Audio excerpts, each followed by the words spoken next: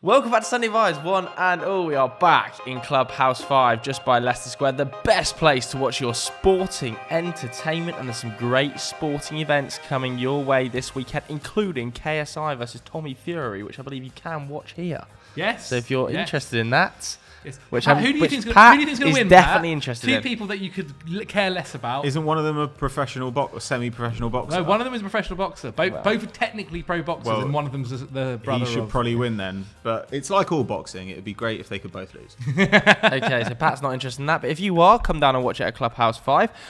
Zach, how have you been, mate? Yeah, not bad, thank you, mate. We played a bit of football yesterday. We did. You played all right? I was poor for the first half of it, for sure. Yeah, the most unfit I felt playing that in a long time. I mean, it was a 6-a-side pitch, 5-a-side football, which is always tough, isn't it? Diggy was good.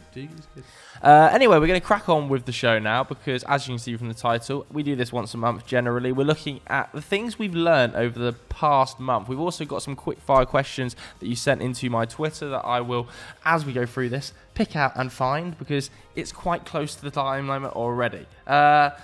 Okay, let's start with you, Jalab. You want to go first? First thing you've learnt this past month, buddy? Well, it felt like it was always going to happen at the beginning of when the transfer was done, during the transfer window, that Raya is the number one goalkeeper now at Arsenal. Obviously, Ramsdale started the first couple of games. I think they've actually now played the exact same amount of games in all competitions. And after the substitute, even though Arteta said he was, more than willing to make these subs during the game as well.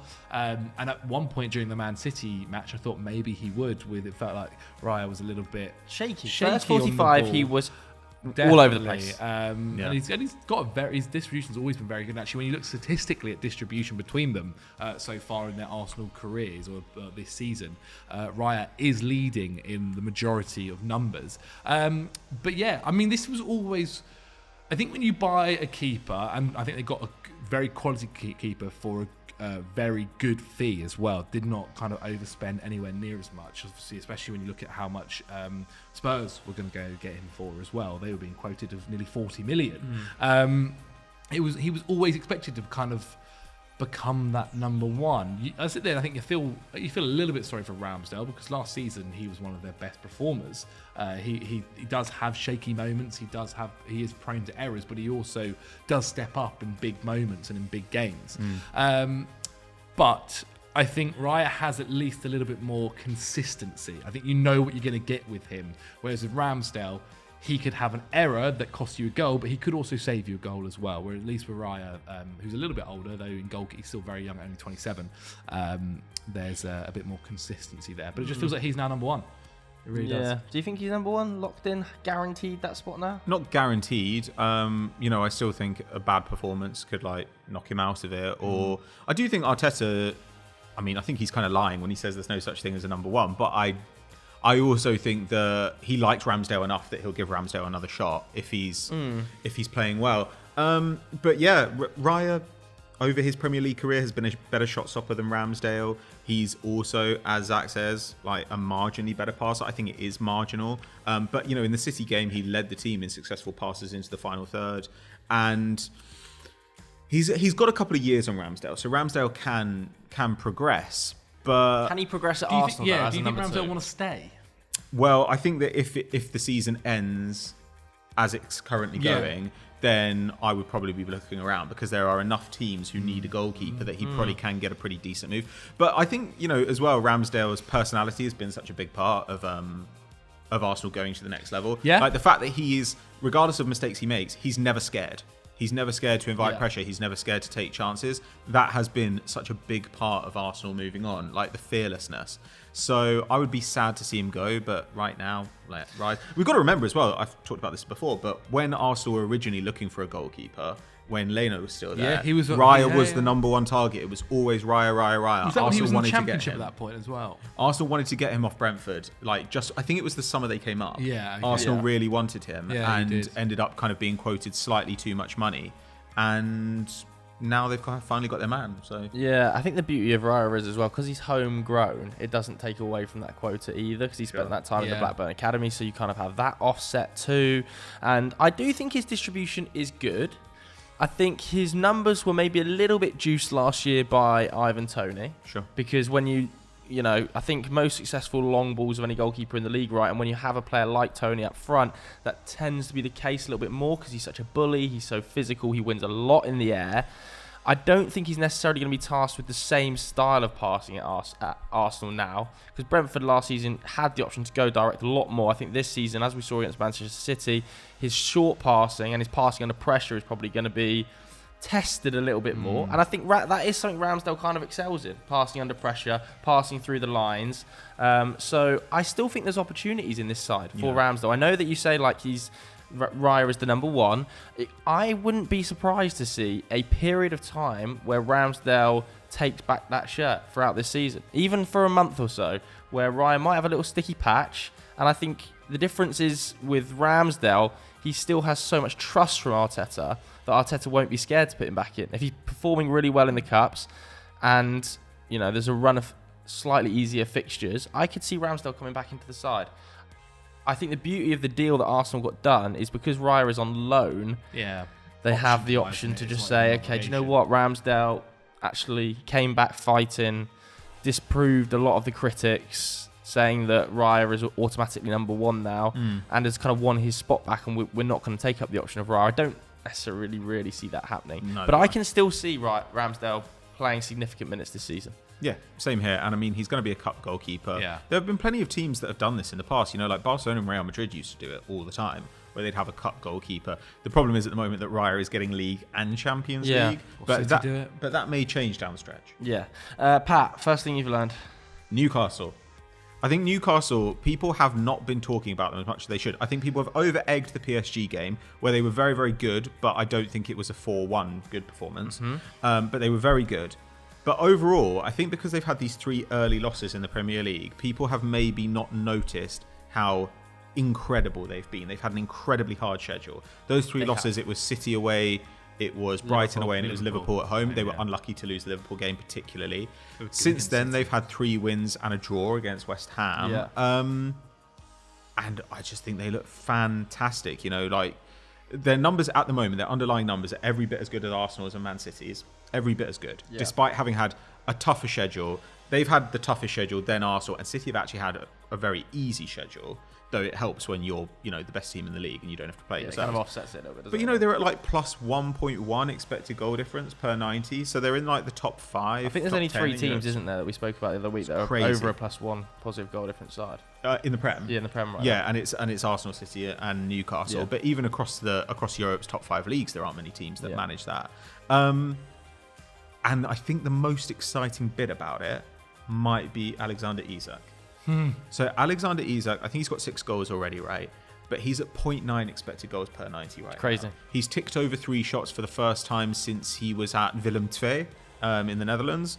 And he's 23, so it is when you'd expect him to sort of make this leap forward. Now, I think Wilson-Isaac is as good a strike pair as anybody in the league has. Like Haaland-Alvarez, okay. It's freakish. But who else has a better pair of strikers than Newcastle? It's tough. It's up there with anybody. Yeah. And if Isak... Like, Newcastle, they've got lots of good players, but they don't have a superstar attacker. So if Isak becomes one, that goes a long way to getting them sustainably closer to the bigger sides. Yeah. Because Arsenal have a couple... City have several, Liverpool have a couple. Most teams have at least one of these guys. They need somebody who can kind of drag them through. Now, obviously, their numbers might be a bit inflated because of that beating they put on Sheffield United, and it's very unlikely that multiple sides in the Premier League, well, actually, I'll come on to this later, but it's relatively unlikely that lots of sides in the Premier League are going to have over, 1 XG on their opponents per game across the whole season. But along with that PSG result, along with the depth in the squad, I just look at them and I think this is a dangerous, dangerous side. They're as good as anyone in the Prem right now. Yeah. They're playing as well as anyone in the Prem. And in the Champions League, I would hate to get them in a 2-legger. Yeah. So I just think they're amazing, and I think that if they hadn't had those 3 losses, everyone would say. But, people are talking about Liverpool. People are talking about Liverpool and Spurs, like as title challengers. Newcastle, I think, are much more legitimate than either of those. They're playing better than either of those. Oh, they're playing more legitimate than Liverpool. They're playing way better than Spurs. Spurs are lucky to be where they are. Is that something you've learned? Spurs are lucky to be where they are. Well, they are. Like, I mean, like they've scored more goals than you'd expect. They conceded fewer goals than you'd expect. They've played very well and they're developing, but like top of the league, come on. Liverpool still have huge defensive issues that they need to work out, and game control issues, especially in six, and discipline issues. They've got and they've still got a weakness in midfield. Why are Newcastle rated not as highly as them? Because Liverpool, have been good for the last few years, but Liverpool and because they have Salah. But Liverpool were not good last year. Yeah, but I agree. I think Newcastle absolutely astonishingly good for how far in advance down the line they are from where the development should be. It feels like they're about 5 years further ahead than where I was expecting them to be already. The beauty of this team, I think, is I know it's amazing technically. There's definitely I think like the physicality in the team, it can just run you off the pitch. And these like so-called smaller sides, or the worst sides in the league, not only can Newcastle dominate them technically and tactically, they can just totally dominate them physically. In the middle of the park, players like Sean Longstaff, whilst not being the most technical player, his physical dominance and pressing numbers are just so exceptional. A player like Anthony Gordon, who might not be the most physical built player, but is putting up, I think, the third most pressure of any player in the league. Big chance creation numbers, massive dribble numbers, coming off the back of a tournament, the Under-21 Euros, where I think he was player of the tournament, wasn't he? Yeah. His confidence just looks through the roof. Like, when Harvey Barnes arrived, I thought, Harvey Barnes is probably going to start in that left wing spot. He's put up 10 goals last season at Leicester, goal scoring wide man, something potentially that Newcastle don't really have in wide areas, although Almiron managed it at times last season. He's not been able to get a look in over Anthony Gordon. Now obviously he's injured, but Anthony Gordon has kept him out of the team from day dot. I don't see Gordon as a droppable player anymore. There's rotation to be had on the right, I think, where Almiron comes in, but the physicality, even from the smaller players, is just astonishing at Newcastle. Like, they're so fit. Their pressing numbers are crazy. The age range for a lot of their players as well is also incredibly young. Like, they're just going to get better and better and improve. Like, the way they've built their midfield is still really, really young. They've suffered injuries already this year. I mean, it's something I'll probably get into a bit later. But we haven't seen Willock yet. Willock hasn't played a game. But this is one of the places where we say, like, maybe they do fall off as the season goes on, because they have such an insane level of intensity. I wouldn't be surprised if later in the season, like, unless you're basically top with a lead and you play this intensely, you might say, well, if we're in the knockout stage of the Champions League, we're going to prioritise that. And I think that would make a lot of sense for them. Have another summer, build some depth.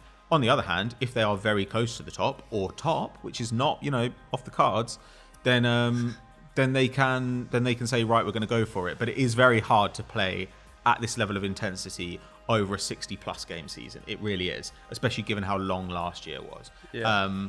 However, right now, I mean, they're amazing. They're horrible to play against.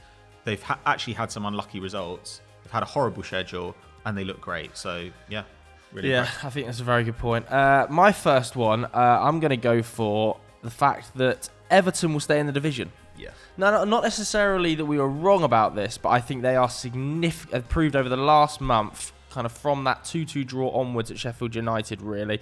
So from the start of September onwards, they've really proved they are much better than I thought they were going to be. I thought Everton were going to be very much in the mix for relegation this year. They looked like that at the start. Yeah, and they were conceding goals far too easily, and it felt like a little bit of pressure was just starting to build on Sean Dyche. I don't think he was ever in a position where he might lose his job, but I think there were murmurings at Goodison Park fans weren't happy with him. We're not playing great football. We haven't really improved result-wise an awful lot since Frank Lampard left, although he kept us in the division last year. It was by the skin of our teeth again. But in the last month, they have really turned it on, man. I think they put up maybe more open play XG than Manchester City this season. They've also conceded less XG than Liverpool, than United, than I think about 12 teams in the league. I think in terms of shots conceded, they're 8th or something. They've conceded less than Spurs. But he's made right decisions. He started playing Garner, which obviously he was available for a lot last year. James Garner has been exceptional. Harrison has been brilliant for them on that right flank. I think he's only played one game though, Jack Harrison. But I think the finish in that debut was just so good, man. Takes it so naturally.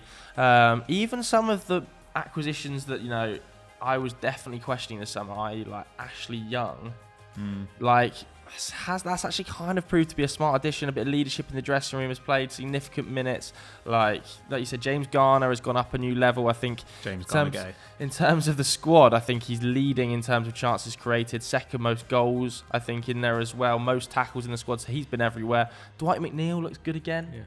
Yeah. And Beto, I think, is a good addition. Actually fine, yeah. And we haven't really yeah. seen Dominic Calvert-Lewin at full flow yet. No. Like, he's slowly getting back to fitness, and fingers crossed for him, his own footballing career, he can maintain a level of fitness across the rest of the season, because it was getting to the stage where you were kind of like, he's just never going to be fit. Every single time he came back, within a week he was injured again. I think even now he came back, didn't he? And he suffered the concussion week 1. You're thinking, oh my God, he's so unlucky.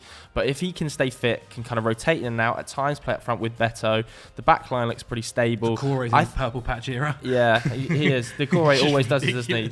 Like Doogie said last week, I think there's once or twice a season where Decore, for about 5 weeks, is just totally unplayable and scoring every week. And I think they stand a really good chance of finishing in mid-table. I also think, and we might move that. It might link more with your point as well, that there are just also 3 much, much, much worse teams in there. Definitely, there are 5 worse teams. Yeah, but I think Everton could be in and around 10th, man. Oh wow! I think they could finish as high as 10th this season, Everton. If things and injuries go their way, I think they stand a chance. 10th is thing is that. 10th is really not that punchy, man. Like, I really don't think like Crystal Palace and Brentford and that are an awful lot clearer. Well, we don't want to step on it. I don't want to step on this because I'm going to talk about this in a bit. But yeah, there's a big mass of teams who, if you're better than them, you're automatically kind of 12th. Okay. But the one thing I'd say as well, though, is they have spent a lot of time behind, and teams who spend a lot of time behind, they do juice numbers, tend to juice their numbers, and so I think maybe some of their attacking numbers are down to spending so much time behind. Yeah, but we have seen them being able to control games. Like, we talk about Brentford potentially finishing in around the 10th spot. Like, when I watched Everton against Brentford Brentford, they were far superior to Brentford. And obviously Brentford are going to get Tony back, and they're going to look a different tide after the January period, you'd think, if they can keep him. But I think Everton are around that level. Like, and the fans must be absolutely delighted, man, because it's been nothing but misery over the last couple of years. Yeah, the last month or so has been their best month in years. My next one, obviously, the month of September feels like it's been the biggest talking point every single week. VAR. I've got VAR as well. Officials. I've got down VAR does not work in its current format and needs scrapping. I don't think it needs scrapping, but I think it needs fixing. Sure. I think it needs going. Yeah, but then you're not saying it doesn't work in its current format. You're saying it doesn't work. Yeah. No, I think there are elements of it that could work. Help them out, mate. Like, for instance, automated offside should have been bought in the summer. 100%. Get automated offside. Why did they vote against that? Well, the clubs voted against it. That's one of the weirdest things. The clubs, the Premier League, 20 Premier League clubs voted against it. Over a majority voted against it, which was a very weird decision. I don't know the full info about that.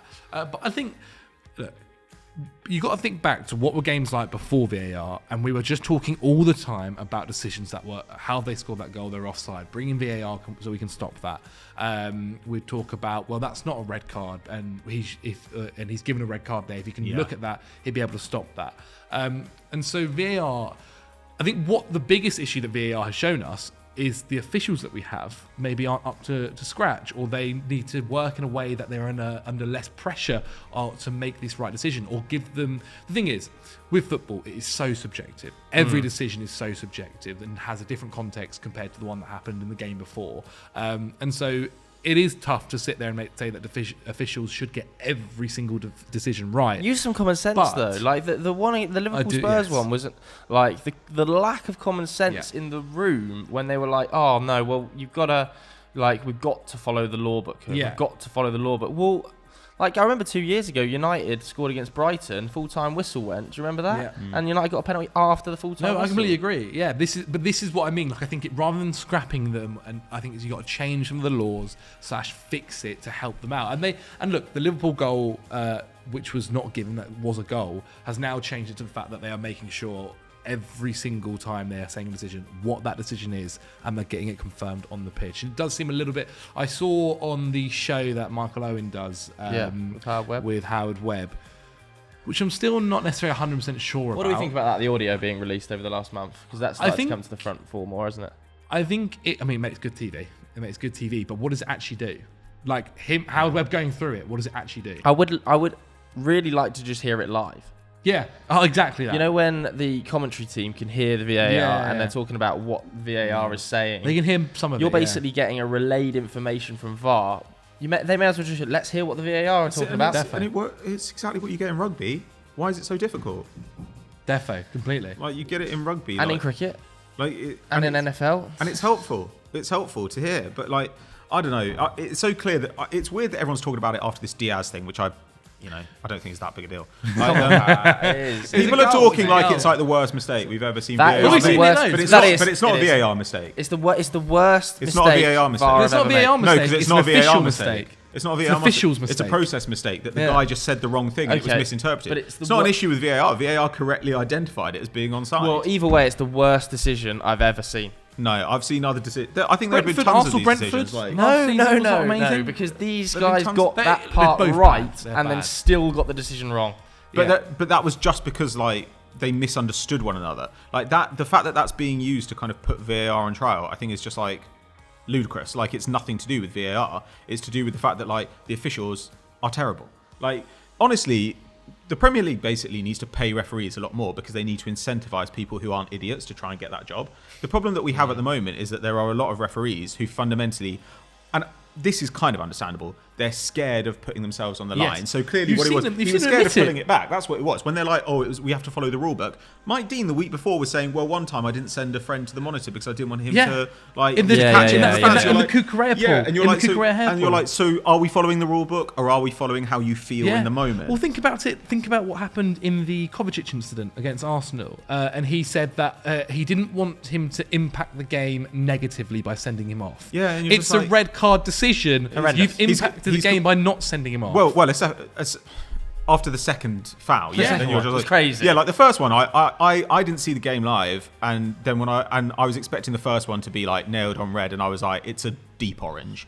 And then the second one, I was just like... 5 minutes later. Well, he's gone. The issue with he's that gone. deep orange... And it was just like, well, we can't do it because everyone will complain. It's like, no, they won't. There are 5 City fans in the country and none of them will mind. But the issue with that deep orange one is that over the last 4 weeks, over the last 3 weeks, we've seen every single one of those challenges get a red card. Sure, but I mean, as you say, there is an element of subjectivity and the ref is always going to have to be like, how fast did he go into it? Then you watch a replay slows down. And I also do think that as sort well... of stuff is... Some refs tough. are more lenient than others. Like some refs will let something go compared to another. And honestly, I'm okay with it. Like, we have seen things in the past, like VAR. I've talked about this before. Like there was a goal Arsenal had ruled out against Wolves where they couldn't see Martinelli on the camera. The camera didn't show him, but they were like, we think he's probably there, and if he was there, he's offside. And I think he was probably there, and it probably was offside. But the camera didn't confirm it, and they were like, well, we're just going to guess that it's offside. That is a problem with VAR because. And we've seen things go to VAR that should never have been referred because they weren't clear and obvious errors. Well, that's is an issue. Is this not all in the argument of we need to pause this until we can get it right? Well, I kind of agree. I kind of agree with that in that like this is a situation where it shouldn't be that hard to start a review now and institute new processes as the season goes on. Most people in their jobs manage to do their jobs and go on a training course, you know, or like we have to do like learning modules and stuff while we're working. It's part of our normal job. So it's not that crazy to say that like over the Christmas break and then like maybe in the spring during an international break, referees will go and like get some more training on like updated VAR process. What do you think about the referees reffing in Saudi 3 days before these games and stuff like that? Do you not think it's a bit over-egged as if I like, think it's, this is evidence of corruption? I don't think it's as big of a deal. should stop it, but it's I don't not. think it's as big of a deal at all. Like you look at clubs going to play European football games in the Champions League and stuff like that. I don't think it's the big deal. But I think but the argument has the become argument's a corruption thing. Yeah, that they're like, they don't want to annoy their paymasters. You're like, oh, come on, Jesus Christ. The only other thing as well I'd like to change about VAR is to stop. It almost feels like when they go and tell the referee to go to VAR, it's saying like you need to change your decision where we know it's wrong. You need to change your decision. I feel like I've only seen it happen twice where a ref has gone to the camera and gone, no, you know what, I've made the right decision. Like, and I've really got a problem with how it's being presented to the referee. It's always why have they started to do it and when he arrives at the screen, it's on a freeze frame singular image of studs up, making contact with the leg. It's Looks like from so that bad. moment on, his decision's made. Yeah. If you actually play it through full pace, he slipped off a ball or he's just You got gone to push. slightly past him or pushed something, and there's nuance to it. Start it from the beginning of the clip. Yeah, they started from the beginning of the clip. No slow-mo. No slow-mo, and play it full pace so you can see what's going on. This idea of going to the screen when you've got a locked in, like you see on Twitter, somebody's taking a screenshot. You can make a snap decision from a screenshot and go, clearly a red. Isn't it? It's just clearly a red. But when you see the nuance surrounding it, it's not a red, and it's like, why are the refs being shown Twitter screenshots? Yeah. Well, and the weird thing is that we can see the image that the ref's seeing. Like the camera picks it up, but we can't hear what the ref's saying. Yeah. So like we're let in on a bit of the process in that we're like, well, I can see what he sees, and I also saw what just happened in the game from a different angle. But I can't hear what he's saying. Where, if he was talking to the VAR and the guy was just like, well, like we're playing it at full speed now, and like he gets this push before, and you hear like a little bit of process. But yeah, I agree. Sometimes you watch it and you're like, I've seen this from 4 angles. The ref's seen this from 1 angle. I've seen this from multiple speeds. The ref's seen it from 1. Yeah. Like, slow. Why am I better informed than the referee? Like, that kind of stuff is bad, but I do think that kind of stuff can be got out of it. I think part of the frustration as well is that quite often it's like, goal happens, ref blows his whistle, 2 minutes of VAR, then they send him to the monitor, and you're like, we're 2 minutes in, and only now is the ref going to the monitor, change the decision, and then you think, okay, there's no need for it to be this delayed. The VAR, it should be fairly simple, where they're like, you should take a look at this. Yeah. And the ref should just be prepared that he's like, okay, I go straight over to the monitor, and like that's how it works. Well, the thing is that rugby do differently to the football, and I think is definitely a learning from it, is that VAR and the ref watch it together in real time. The ref goes and watches it on the big screen, and VAR watch it simultaneously, the exact same images that VAR are seeing, and then they're communicating between it. And you what hear happens in football is VAR watches it while they carry on with the game. While the game carries on, and then they bring it back. The game should be stopped while the VAR check takes place. The ref should go to the screen simultaneously with VAR and make a decision there, rather than being re-refed in his ear, and you can't understand what's going on. He's being shown limited pictures over a tiny period of time comparatively to the time VAR have had to look at it, and they are selecting specific frames or specific angles that effectively pull towards their agenda. If the VAR thinks it's a red, he'll find the frames and the angles that show it most likely it's a red. Sure. So it's one of those things where you need to like separate these responsibilities. And actually, I'd say there are complications that we haven't even dealt with yet. So what happens if goal gets given, but it's being VAR'd, game goes on, during which time somebody commits like a red card challenge, that person gets sent off. Then the ref can be, then like if it gets pulled back, does the ref say, well, essentially that challenge like didn't happen because the game wasn't going on. But at the same time, a lot of red cards, for example, are given for endangering an opponent. Yeah. And you're endangering an opponent whether the game's going on or not. You've put the opponent in danger. So suddenly that's only happened because you've let the game go on. Exactly. So suddenly you've actually got all these other things that we haven't even got to yet, but will happen at some point. Yeah. So it does. I think you're right that like at least if you take offsides out of it, Automated offsides. Automated offsides. It's just a and that simple- cuts half of it. That literally cuts half of the issues. Because there's one technical thing that was done in football over the last few years that everyone's fine with, and it's goal line technology, and everyone's like, it's not great. subjective. Every now and then someone will be like, wow, that's really, really close. But fundamentally, we all agree that those people are idiots, and goal line technology was a good thing. Best thing. Honestly, the best bit of technology we've ever implemented. So now we can do the offsides. Just do the offsides as well. It's not that hard. Pat, next one for you. I originally wrote this is the weakest Premier League in ages, but I think that's unfair because the top half of the Premier League is very, very good, and there are teams which are not even like title contenders, like for instance Chelsea Football Club. You might have heard of them. Villa, and Aston Villa, who are really, really good, but are just like not as good as the elite. But actually, what I mean is this is the most survivable Premier League in years. So if you order all you can go to FBref and do this. If you order all 96 teams in Europe's top 5 leagues by expected goal difference per 90, which is like the best vague measure we've got of like overall team quality, of the bottom 12 across 5 leagues, a third of those are from the Prem. it's crazy. And just outside there, Luton Town, Wolves. Luton Town, not in the worst teams. So not in the 4 worst teams. So. Who and Luton Town, like I'm not digging them out. It's just that they beat the odds to stay up. The squad is not a Premier League squad, really.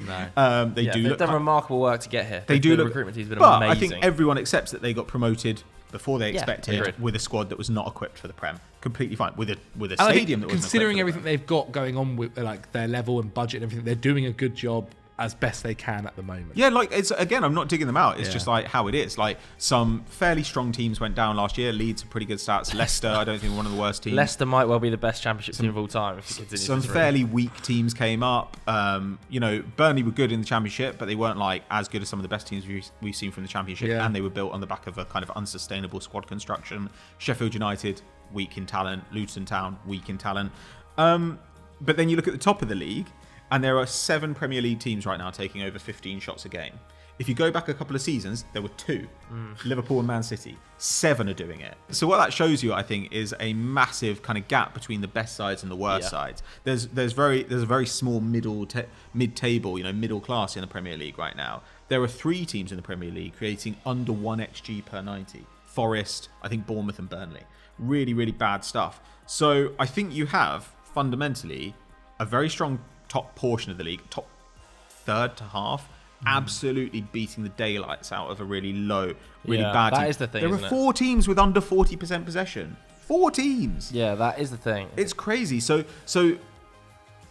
I think that this is a season where if you're trying to build, if you've had a few bad years like Everton, you can actually muddle through and probably be fine. I think the league is incredibly easy to stay up this season. Yeah. What do you think about Bournemouth quickly? I was going to say, Well, they've just had a horror schedule, haven't they, Bournemouth? Like, I think they'll be obviously. fine. Yeah, their But, schedule's been like rancid. I do think they've just got to stick with Iraola. I know there's pressure building on him because the results have been Fans love him. bad, Fans really like but it. Well, that's good. That's a positive. But And the I talent's agree. good. Do you know what? I think every time I'm watching Brighton or Villa, I'm thinking you against this sort of 15 down is you could win 6-0 here, at a canter. And if the Brighton and Villa, no disrespect to Brighton and Villa, aren't part of the classic Big Six, some of those Big Six sides, i.e. when Newcastle went to Sheffield United, it is just this is a murder scene here. Honestly, Manchester City going away to some of these sides, or Manchester City at home against some of these sides in the second half of the season where these teams have been tired out, legs are going a little bit. I'm seriously concerned for some of the teams at the bottom half. I think it could be a bloodbath in the second half of the season against Liverpool at Anfield, City at the Etihad. But as I said, I feel like for 2 of them, it was kind of expected. Maybe Burnley a little bit lesser because they had, as you said, but the squad construction wasn't so good. Like Sheffield United and Luton, I think they just would have expected it. You take the money, you improve your squad, you try and come back again after that with a bigger budget. Yeah. Again, And it's not a criticism of them. Yeah, it's no, not, it isn't. And Yeah, it's it not isn't. and like you say, it's not unexpected. We looked at the teams coming up and we were like, this is not amazing. This is not amazing for them, in that they're going to have quite an unpleasant year of getting smacked about. But, you get the parachute payments and then you do build a more sustainable squad. That's completely fine.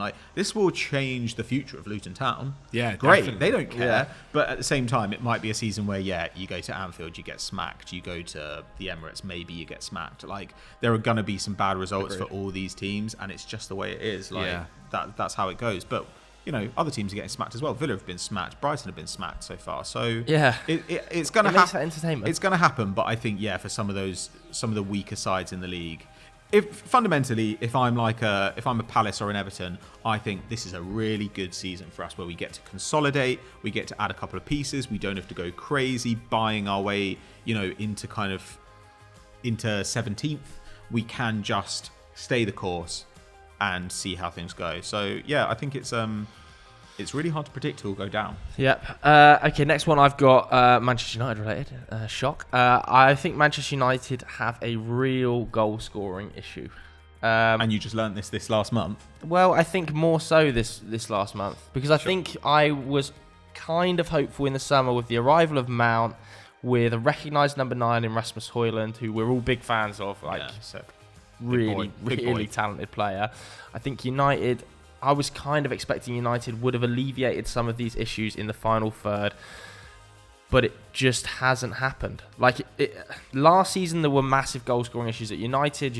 Everybody knows didn't score nearly enough goals for the position they ended up in. Really, it was the defence that bailed them out big time. This season, I really thought that United would grow into it a little bit in forward areas, start putting together some patterns of play, start putting together some consistent style where teams were getting broken down. it looks almost worse in the final third, which is a big worry. You've not had, your ideal amount of players to choose from to build this kind of football, though. And I can understand that, and that's part of the reason the defences look so porous. Nana's look so porous, and building from the back doesn't look great. But in the forward areas, like when United can't sustain pressure, which is a major problem, and the shot quality is terrible. Like, I think United are 18th in the league for shot quality. Like, there's big problems with XG. I think United are 11th or 12th by expected goals. They're not creating enough chances. And when Bruno has a dip, which I think over this last month he hasn't been at his usual best. Rashford's not started the same either. It just highlights, oh my God, how are United going to score a goal? Like, United can't figure out how to put a pattern together to score a goal. And I thought at the start of the season, United would be able to solve this issue. I think after the first month, I thought, Højlund's going to come into the team, and I'm sure that's going to fix it to a level, have a proper number 9. Højlund's now in the team, looks amazing. Even with him looking so really good, back to goal plays amazing, really good dribbler, looks like a great finisher. United still can't score a goal. But they also aren't really doing anything well right now. Like, I know there are loads of injuries to the defence, and actually I think some of those impact on the attack as well. So yeah, they do. Not having a fit left back at all, is a big problem. Yeah, Rashford, sure. But my concern is also that United. It's not like the defence has been good. It's not like the game control has been good. It's not like the attack has been good. There's basically been nothing that's been good. Yeah. Except for, like guys like Højlund, really. Yeah. And that is a bit of a concern because, like Arsenal's attack, I don't think looks very good right now. Their attack has taken a step back for sure. But the game control, I'd say, has been much, much better. I think that's true of other teams as well. Like maybe a little bit something's fallen off, but it's been compensated for. What's going on with United at the moment is I don't really understand why it's not like, well, let's at least try and win games, like 4-3 when all our defenders are out. Like because I genuinely they can't score 4 goals. But then the idea should be, well, let's not ask Casemiro at his age to make runs into the 6-yard area and to be essentially the only defensive presence in midfield. Let's change up our formation rather than asking Amrabat to play in a position where essentially he is always unsure of where he needs to be on the pitch, which is not really his fault. Like, it's just difficult. And I understand that, but like I think last season the defense was so vastly improved under Erik ten Hag, and it's always going to look worse, isn't it, when you strip away the starting back four? The case would be the same for any other Premier League sides. The entire back four has been injured for the last 3 weeks or a month, and it will be after the international break too. But in forward areas, and I understand it's offset again because of the defensive issues, largely the personnel has been there. Other than, Antony's been stripped out a little bit Mount was out for with a bit. issues. But largely the personnel, like Bruno's been fit, Rashford's been fit, Højlund's been fit for the last month or so, or at least the last 3 weeks. Right wing is a little bit of an issue, but I just don't see the idea. Like, I think... do you not think I don't quite get what the plan is to score a goal, and I always think that's a worry for a team. Well, it was always weird for me. We said it on Monday Vibes. I really didn't understand Ten Hag's statement of, I want to be the best transition side in the world. Like, especially with the way that we're not playing well on transition. No, yeah, but I think it's a weird statement to make because that's not. I don't feel like you're not going to win a title by being the best transition side. You're not even going to be top four by being the best transition side. And also Liverpool will always be a better transition side than you. Like, I think it's just tough. That quote has been talked about so much, hasn't he? And I think he was stupid. And he was kind of referring within the quote to United of old. If you think of a United goal, I think was basically the question. You do think of quick 2-touch sort of into Rooney, Ronaldo, everybody flying forward at pace, and I think that's kind of what he was referring to more than just being a counter-attacking side. Yeah. You can be in control and transitional, but I just don't get what we're trying to do. I don't get the attacking patterns. Defensively, I understand it much more. When everybody's fit last season, you could definitely see what United were doing defensively. With Luke Shaw and Martinez, that was a great combination. And those 4 outs. So defensively, the excuse is there. The excuse is there for reason United are conceding so many goals. Nana hasn't started brilliantly. But in forward areas, what is the plan to score a goal? At Arsenal, you can see what they're trying to do. How the patterns are operating to get a goal. Same at Liverpool, same at City. Even to a level, same at Chelsea. I just don't get the idea. It's like, hit a long ball to Rashford. He's going to have to beat 3 men. Hit it into Rasmus Højlund. He's going to hold someone off and he's going to try and play someone in. Yeah. like Bruno scores like it's always a moment of individual brilliance rather than a plan. So I think that's what I've learned a little bit over the last month. Do you think it'll ever come? It's going to have to, mate. Yeah, it's going to have to. Yeah, there won't be this bad for forever. very long. No, I think United will improve, and I keep saying to everybody's hammering me, but I keep saying like around December, January, I just think United are going to click. But like for the next month, again, United have got to start scoring some goals. They've got to start scoring some goals.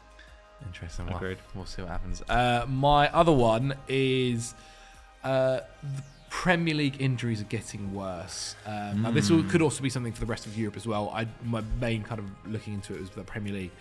Of the 20 teams in the Premier League, 13 have 5 or more injuries, which is a ridiculous number. Like, so I think according to the website, 3 have over 10. Chelsea, Brentford, and Manchester United. Man City have, I think, 7 or 8. It's getting ridiculous. I feel like for years we've sat on all of our shows and been like, we're playing lots of football at the moment. Even more football's been asked. They've thrown a World Cup in. They've got a 2-week break in the summer. Like, we're going to see a knock-on effect happen.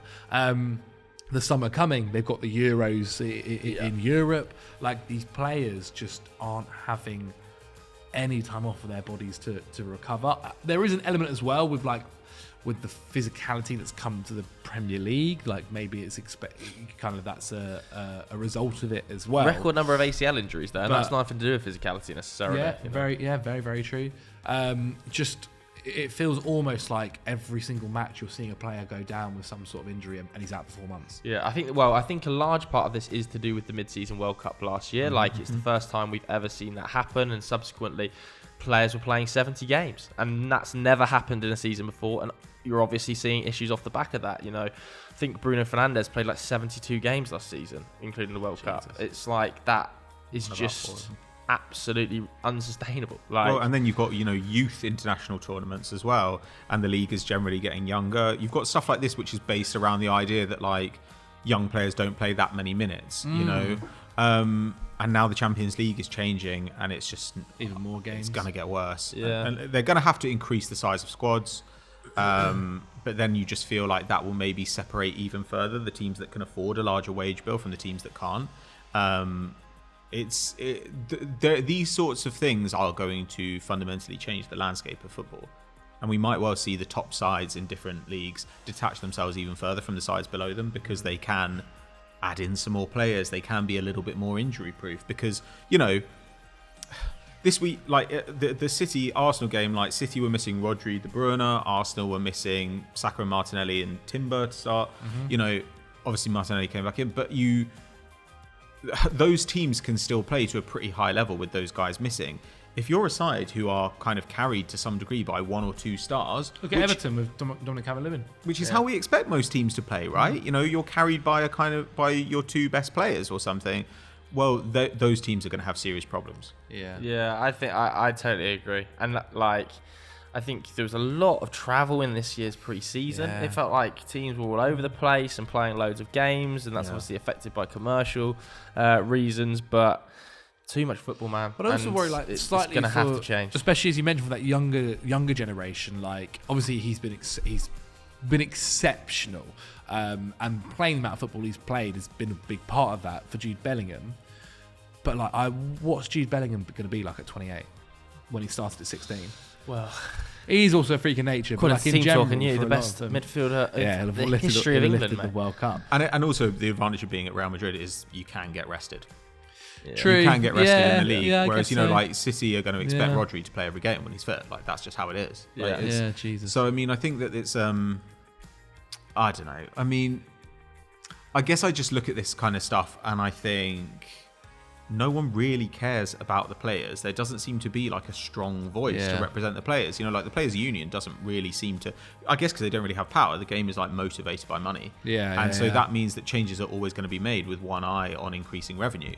And what it essentially does is just like kind of grind players up in the process. So I don't know, man. It's a genuinely worrying situation, and I think whether they find a way to cut down on international fixtures, whether they find a way where they have to bin a cup competition, some of these things need to be done. Well, obviously we're still one of the few nations that, or competitions that still have a third tournament, don't we? So do we need the League Cup? But for a lot of smaller teams, the League Cup is still quite an important thing. But maybe smaller teams can continue to play it. Yeah. There's a way to do it that doesn't end up with just 4 Premier League teams contesting the semi-finals and less fixture congestion. There's a way to do that. That's fine. Pat, your last one?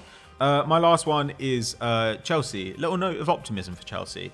I think things have clicked a little bit, but Chelsea's numbers have been very, very good all season. Very good. They had that awful first month. Is it fixture related though, do you think? Yeah, but I think, that happens. Teams have... The more important thing is that I can see a style. I do think I can see a style, and it's perfectly possible to have an easy run of fixtures and still not play very well. Chelsea can beat what's in front of them, and at least recently they've been doing that, which they haven't been doing previously. They're still extremely erratic. But, Poch's first year at Spurs, very erratic. And this squad, a load of guys who don't know each other, a load of guys who are new to the league, a load of guys who are extremely young and in a portion of their career where they're still learning their own games, let alone that of their teammates, let alone, the Prem. They have a +4 goal difference, which is very high for a team that's in 11th. They have a +7 expected goal difference. By the numbers, they're the 4th best side in the league. Now, I don't think anyone really thinks that's the case. But Sterling looks amazing. Yeah, looks amazing. Nicholas Jackson is continuing to get the chances, and it's worth remembering that there was a time where Raheem Sterling was renowned as being a horrible finisher, but he kept on getting the chances, and over time he became a real match winner. For Man City, I read something on Twitter yesterday that he had 14 game winners in the 2017-18 season. Pretty good for a guy who's a terrible finisher. So I do think that if Jackson finds his shooting boots, then that will be... He is a danger. Teams don't really know how to handle him. They've had 64% of the ball, that's second to City. They're third for passes per defensive action, so basically the intensity of their pressing. So you can see stylistic stuff coming in. And I think Sanchez has been good. I think Conor Gallagher's been pretty good. So I look at them and I think, could still use a proper centre forward. Could still use, Caicedo putting on football boots instead of clogs. There are lots of things that they could benefit from. But I look at Colwill, I look at Jackson, I look at Sanchez. Palmer's been good when he's joined. Malo Gusto. I look at these guys and I think come. I've got loads of optimism for this side. I think they're pretty good. And I still think Pochettino is a good manager. So are they, top 4 good? Probably not. But are they be in and around the Europa League places? Definitely. And the question is, of course, how they can afford to add pieces to this squad as the years go on with the amount of money they're amortizing. These players have to be hits, don't they? They've got at the moment because of the amortization. Yeah, and they're going to be incredibly hard to move off the books. And when you do move them off the books, because you'll have amortized less because they're on long contracts, you're actually taking a bigger hit when you sell them on. You won't have amortized 40% of their fee on a 5-year contract. You'll have amortized 20% on a 10-year contract. It's like boring football stuff, but it basically makes them less nimble in terms of reconstructing their squad on the fly. But I don't think they need that much more. They've got a midfield now that I think can be very good. They've got guys like Colwill in defence. The squad is young. So super young. I think it's the second or the youngest in the Premier League. Yeah, I mean, if you wait by minutes played, I can't remember who's top. It's Arsenal second, and I think Chelsea definitely in the mix. But and I think the average is brought up by guys like Thiago Silva. But but you look at Chelsea, and I think I see what they're trying to do. I like a lot of their players. They've had some good wins. Big month for them though. I think they'll be all right. Big month. Yeah, they're up. hosting Arsenal, right? I think That's got next. We've got Arsenal next. We face Manchester United. Man City. Man City. Brighton. Liverpool. We've played Liverpool. Well, you're pretty good. We've got Newcastle. Newcastle. We've got Brighton. Yeah, I think next month we'll really be able to see, even if they don't win many games, the level Chelsea are at, because they haven't beaten a top 10 side or a top 8 side, I think. But even if you don't beat them, January 2022. Can you control the ball against a better side? Can you shut the back door against? It would be nice to beat one though, because they haven't beaten one in 2 years. I agree, but it's also kind of. But sometimes you can just not win a game because you're a bit unlucky. I thought they were the better side when they played Liverpool, comfortably the better side, and not so much better that they deserved a win, but they were better. If they can do that, impose their style on some people, continue to play their high pressing game, not get absolutely picked apart, and getting Nkunku back. Cool. And I think we all agree that Nkunku is going to be one of the things that makes the team work. Yeah, exactly. There's a few other injuries there as well. All right, so let's get some quick-fire questions then, shall we? Because I put out a tweet literally just as we're about to start shooting this. Swagato, He's back in the building. Not heard that name for a while. FD He says, icon. best loan deal this window so far. Does anybody have any suggestions? Off the top of my head, I was immediately drawn to Joao Felix, who I think has started life really well at Barcelona. I was slightly concerned for him, given how that transfer came about and the sort of beggy nature of it, where he was like, oh my God, if one thing I could dream of doing is playing for Barcelona, I wasn't sure how he was going to fit. But he looks like a natural Barcelona player, like technically very good. They've got a lot of injuries, Barcelona, and they're going to be praying for Robert Lewandowski to be back fit for El Clasico, because that hamstring problem. I don't know whether he travelled with Poland in the end for the international break, but either way, Joao Felix is going to have to step up. So I think I might say Joao Felix.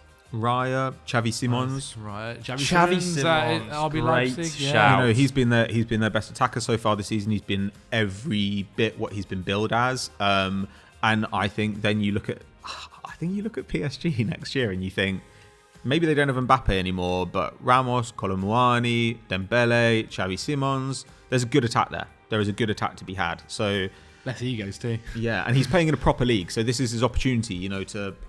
League. It's rough on the Eredivisie, but fundamentally everybody eats in the Eredivisie. Like defenses in the Eredivisie are optional. So in the Bundesliga, it's a little bit more of a step up. Then next year Ligue 1, suddenly you're going to start to see what this guy really is. But he couldn't really be impressing more. Yeah, this one from Tigo says Van de Ven or Gabriel. Gabriel. It's got to be Gabriel on quantity.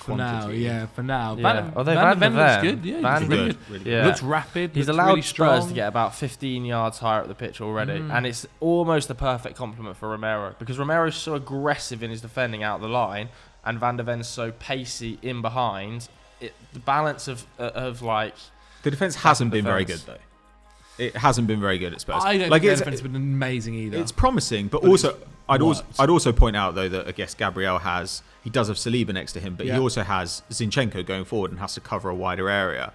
Whereas I think that Udogie has been really, really good next to Van de Ven as well. But I mean, look, Gabriel's been in the league a couple of years. Van de Ven's been in it for 5 minutes. You can't really judge this. And Van de Ven, isn't it before Spurs? He only played one season as well. He doesn't have necessarily a huge. He's only 22. Track record, yeah. Track record. That's so young for a centre back. We forget that. Yeah, I agree. VS Game says Ancelotti will taking over the Brazil job in 2024. Who, in your opinion, should be his replacement at Madrid? Well, it seems like Xabi Alonso's lined up, isn't it? Do we think that's the right call? Don't know. Obviously, he's been electric at Leverkusen so far, and they're top of the. And he came in at Leverkusen. Reason, he came in at Leverkusen when they weren't that good. He had a tough job there, and he's managed to build a side that are playing fantastic football. Their recruitment's been really good fun, and he's got the youngsters. He's improved really well. Boniface, Wirtz, who's come back from that injury and managed to nurture him well. And that you look at that Real Madrid side, it's a young side that has to kind of develop the players at the same time as also winning leagues and, it's a big and going far in that the Champions Madrid League. side, it is a big, it's big pressure that. And it's one of the most pressured jobs in the world, if maybe second to Manchester United. But unless they're going to go back for Zinedine Zidane again, or kind of convince a Klopp or something to come over, that'd be sick. I don't think it's gonna. I think it'd be a really interesting move. That would be a good time to make a play for Klopp, though, Klopp. right? Would you not think a little bit you're kind You of signed that long contract then? I know, but you'd be you're rebuilding again. You've been there for ages now. Are you interested in moving on, or are you going to basically stay at Liverpool until you're an international manager? I think that honestly might be what he does. He just Until seems the German very job happy to be probably, there. Well, fair enough, but I mean, I kind of think Zidane would make a lot of sense if somebody hasn't announced themselves as the obvious candidate, because the squad is really good. I kind of agree. You just need someone to get the talent in, and there's been a lot of talks about Alonso already. There's been a lot of talks about. Yeah, him. Sure, but we just don't know much about him though. And I think it's a risk. And I don't know. And do Madrid take risks? I would love Spalletti as well. I think Spalletti would be sick. Spalletti's a good manager. Super high pressure jobs he's had in the past, especially obviously Napoli, and plays really attractive football. I mean, I would love to see a Spalletti Real Madrid. I don't think it'll happen, but I'd like to see it. Yeah. This one from Theo. He says, "Who is the best poacher currently playing, and who is the greatest of all time in terms of poacher?" Now this is different to striker, I think. Who's the best penalty box in and around, poacher? in and around the box in Europe? Callum Wilson's very good, I think that I've always been impressed by that part of Callum Wilson's way. just a huge presence in the box, has like this incredible knack for being in the right spot. I mean, but probably it is like the strikers. Is it Haaland? Is it not Kane as It's well? probably Like? Kane or Lewandowski. Like the fact that But they're Haaland not is just Kane- poachers yeah. doesn't mean that they aren't also But great Haaland poachers. he's a poacher. For me, Haaland is like scores all his goals in the box. Like he's constantly in positions in and around the He's 6 also, yard but he's box. not afraid to run with the ball. Like He's not, but most of his goals come It from is, yeah, it first is. touch It finishes probably in and is around the Haaland. box. Very natural in front of goal. For me, in terms of poacher, Haaland fits that realm very well at the moment. Like, I also, like, if we're talking about strikers, by the way, if this question was finishers, I might have Son quite high. Like, I think Son's finishing. Son's the best finisher I think we've seen other than Messi in the last 10 years.